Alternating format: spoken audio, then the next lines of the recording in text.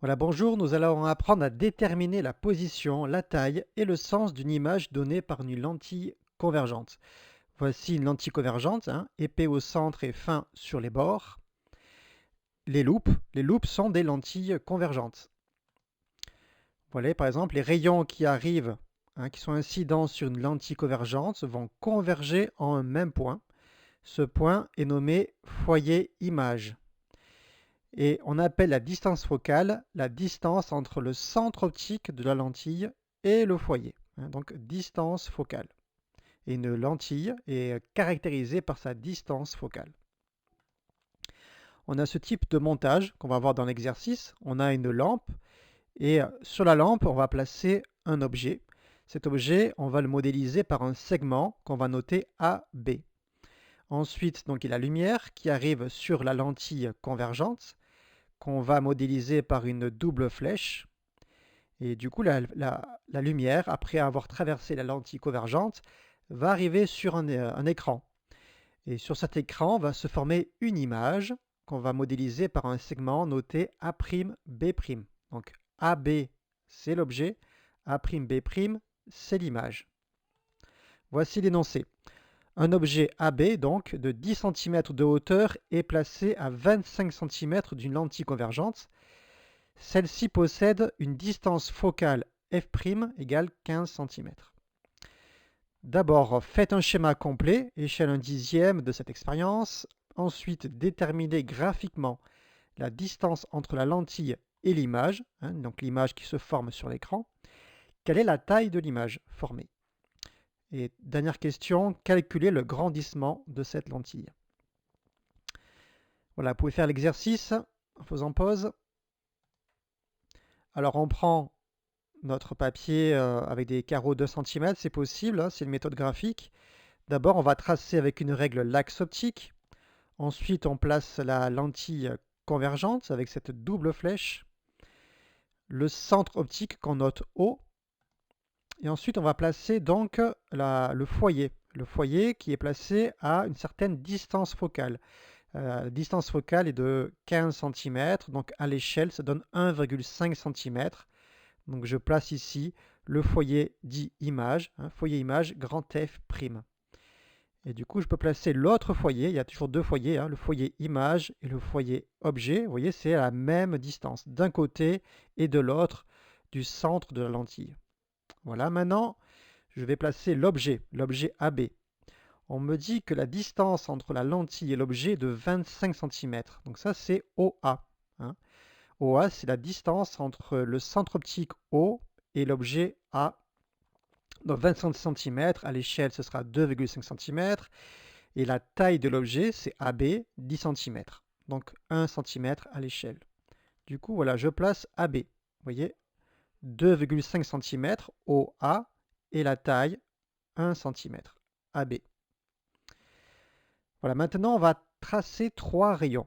C'est les trois rayons caractéristiques d'une lentille convergente. Le premier rayon, le plus simple, c'est le rayon, donc je fais partir de B. Le rayon qui part de B, qui passe par le centre optique, n'est pas dévié. Donc il va tout droit. Voilà, premier rayon, facile. Deuxième rayon, le rayon qui part toujours de B, mais qui est, vous voyez, parallèle à l'axe optique. Donc ça, c'est le rayon incident. Il va émerger en passant exactement par le foyer image. Toc. Voyez? Et du coup, les deux rayons, ils vont se croiser à cet endroit. Maintenant, on va faire le troisième rayon. C'est le rayon qui part toujours de B, mais qui va passer, lui, par le foyer objet. Le foyer qui est du côté de l'objet. Voilà, toc. Et c'est un peu l'inverse de l'autre rayon bleu. Ce rayon vert, comme il est passé par le foyer, du coup, il va ressortir. On va dire qu'il émerge de la lentille en étant parallèle à l'axe optique. Et du coup, si on a bien travaillé proprement, les trois rayons convergent au même endroit. Et ce point-là, c'est le point où va se former l'image. Donc A'B'. B a donné B' et du coup A a donné A'. Voilà, ça c'est l'image qu'il s'est formée donc sur l'écran. Si on place un écran ici, on aura une image bien nette. Alors la position de l'image, c'est ce qu'on nous demande. Alors OA', donc là c'est une lecture graphique. OA', position de l'image, c'est 1, 2, 3,5 cm fois 10 pour mettre à l'échelle, hein, échelle 1 dixième, donc c'est 35 cm. Voilà, une image se forme à 35 cm de la lentille. Donc c'est là qu'il va falloir placer un écran, si on veut une image nette. Maintenant, la taille de l'image. Donc la taille de l'image, c'est A'B'. Là, pareil, c'est graphique, 1,5 cm. Mais j'ai mis un moins devant. Pourquoi? Parce que l'image est à l'envers, elle est vers le bas. Vous voyez, A'B', ça descend. Donc c'est moins 1,5 cm fois 10 pour mettre à l'échelle. Donc c'est moins 15 cm. Voilà, alors je vais peut-être vous montrer une animation. Vous voyez ici, on a une bougie, ça c'est l'objet, une lentille convergente, et ici l'écran, hein, sur un mur. Donc vous voyez, je peux bouger la bougie, il n'y a qu'un endroit précis où elle sera bien nette. Mais je vous montre cette animation surtout pour montrer que là, vous voyez que l'image est plus grande que l'objet et elle est à l'envers. Vous voyez, c'est vraiment quelque chose qu'on peut vraiment observer. Je reviens ici.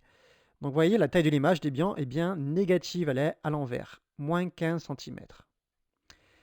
Alors on voit que l'image est plus grande que l'objet, on l'a vu sur l'animation, donc on va calculer le grandissement. Grandissement, on le note gamma. Grandissement gamma égale A'B' sur AB. Oui, la taille de l'image divisée par la taille de l'objet. Alors vous voyez, il y a des petits traits au-dessus de A'B' et au-dessus de AB. Ce trait indique que nous travaillons avec des grandeurs algébriques. C'est-à-dire que c'est des grandeurs qu'il faut orienter.